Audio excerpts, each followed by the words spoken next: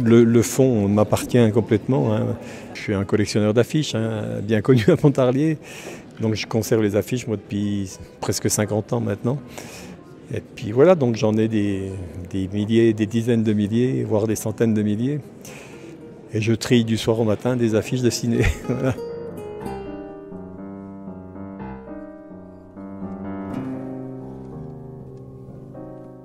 Ben, mon sentiment, c'était, je suis éblouie.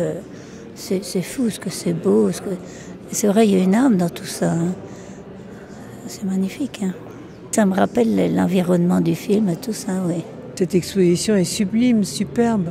J'ai jamais vu autant d'affiches dans un lieu public. Donc ça prouve que Bernard Blier était un grand acteur, qu'il a beaucoup tourné.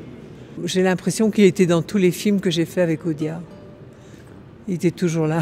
Il a fait une double carrière parce qu'il a beaucoup tourné en Italie aussi. Il a fait une carrière extraordinaire en Italie et puis en France. Et encore là, vous n'avez pas les pièces de théâtre parce qu'il a énormément joué au théâtre. Mireille d'Arc, c'est la grande fille, blonde, délurée, très jolie.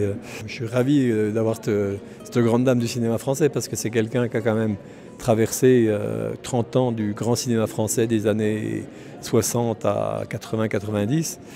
Elle a côtoyé tout ce qu'on peut imaginer de grands comédiens français. Elle a fait une très belle carrière. C'est une très bonne comédienne.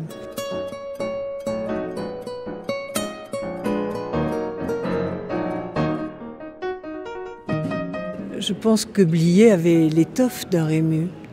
C'était un très très grand comédien. Il pouvait faire énormément de choses.